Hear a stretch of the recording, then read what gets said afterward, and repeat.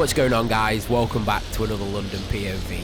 Today we're shooting on the Fuji X-S10 along with the XC35mm.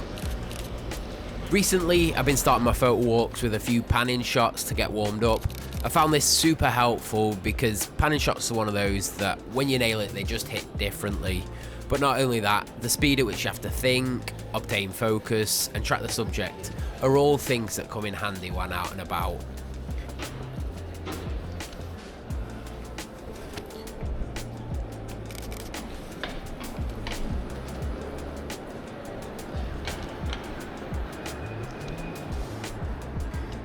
If you want some tips on better panning shots, I'll drop a link to my video on 5 tips for better panning photos in the description, and I'll also place a card at the top of this video.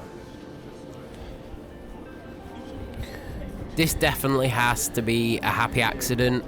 I was going for the panning shot of this bike crossing through here, but at the same time managed to capture the bike graphic on the road at the same time.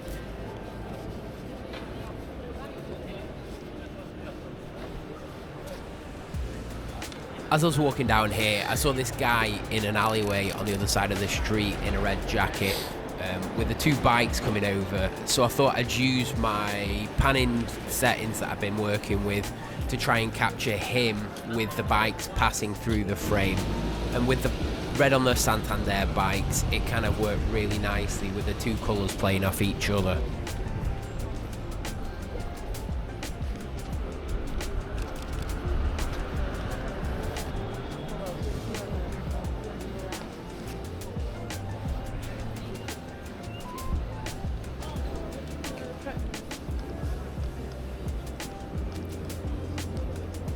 The way that the underground stations pop up as you're walking around London make some really nice compositions, especially on this Sunday afternoon while I was here. It was quite busy, so I didn't have to wait too long for somebody to coming in or going out. No, going out, coming in, coming out, whichever.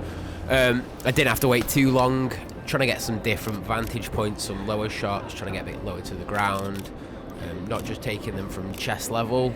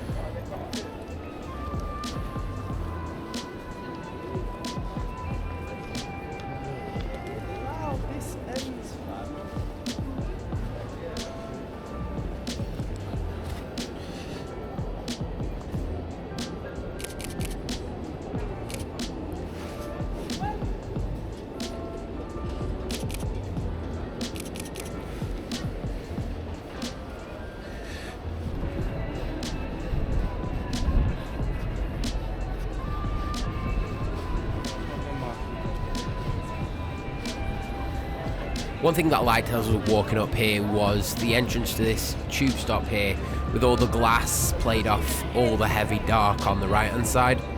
So we're trying for a little bit of an architectural style shot, a bit of fine art, maybe whatever you want to call it, giving it a really simple black and white edit just so the frames of the buildings become the subject.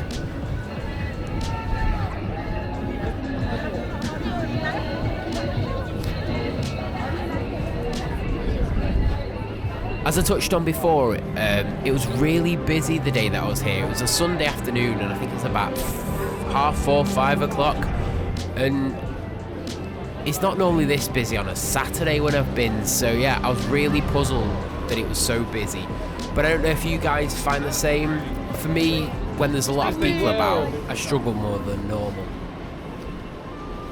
One thing that I try and do here is step off the main sidewalk just to try and see if I can get a bit of space from the people and try and isolate some single subjects. So that's probably a good tip that I can give you. If it is busy where you are, look for the side streets looking out towards those busy streets. As you can see with the frames on screen now, you saw me walking down there, how many people were walking down there, but through just stepping into this sidewalk, you were able to minimise the amount of people that you were focusing on.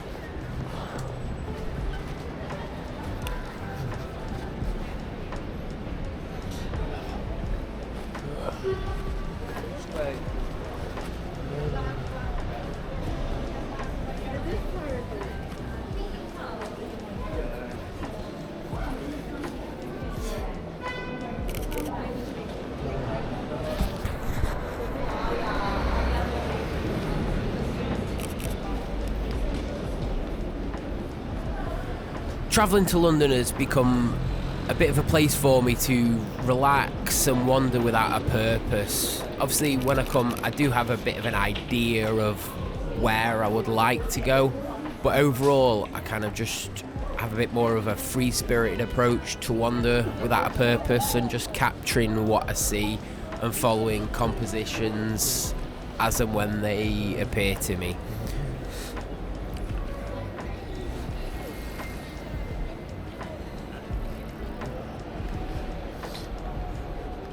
What I can see, again, I've mentioned this so many times in these POV videos, the reason I like filming them is watching them back and seeing opportunities that I may have missed. And just following that couple crossing the road then, the way they were holding hands, would have been a perfect opportunity for a close-up shot of the two hands grasping. But like I say, with how busy it is, sometimes I just get my blinkers on and just struggle to focus on what's going on.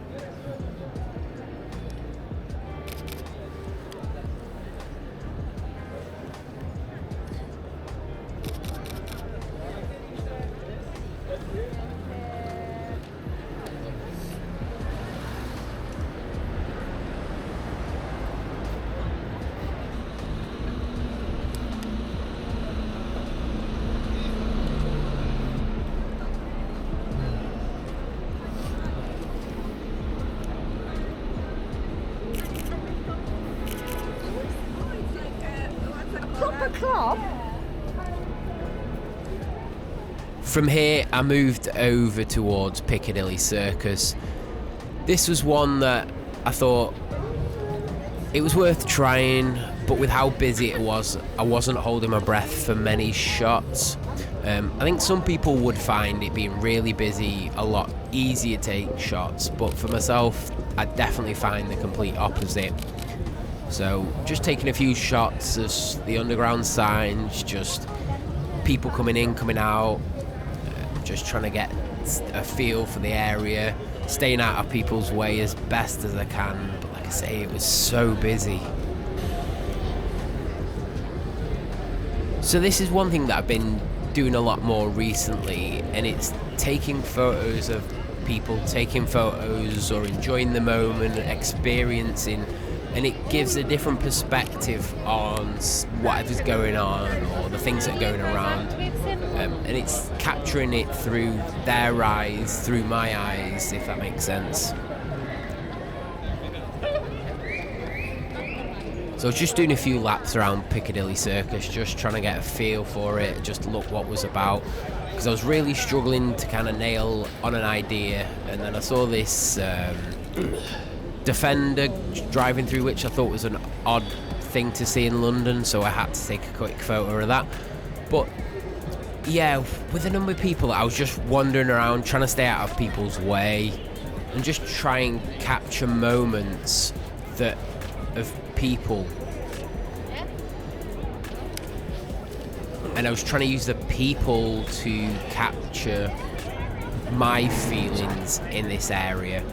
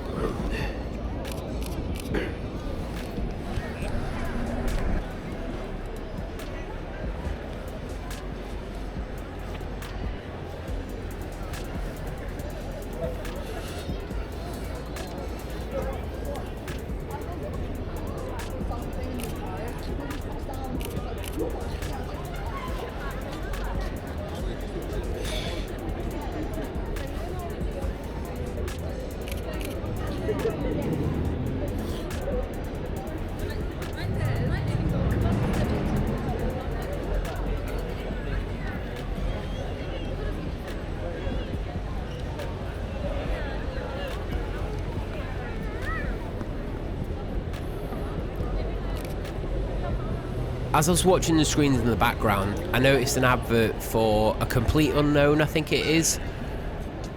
And I kind of had this idea that I would try and capture silhouettes of subject on that advert where it says a complete unknown, to play off that silhouette of a subject.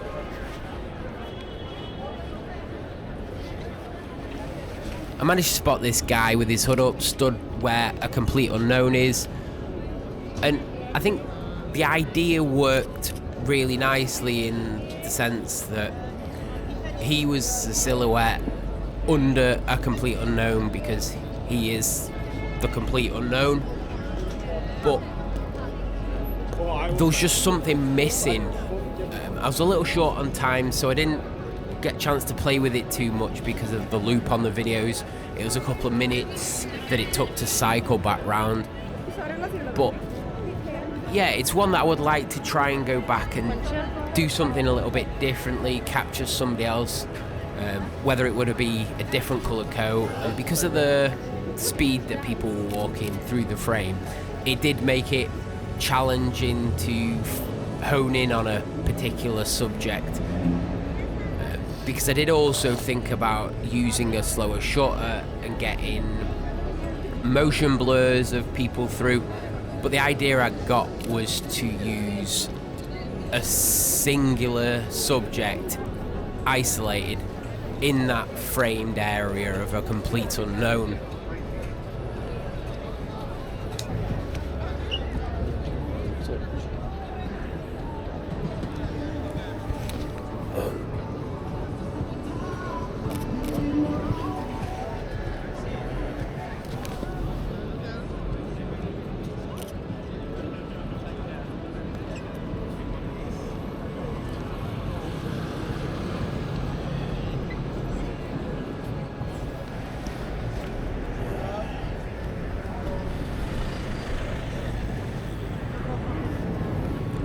And with that just about wraps up this POV. In a couple of weeks, I will be posting the follow-up from this photo walk where we went into dusk and a bit more into the night. We got some great reflection shots, some nice moody, dusky shots. So check back in a couple of weeks for that video to drop. And with all that said and done, I'll catch you in the next one.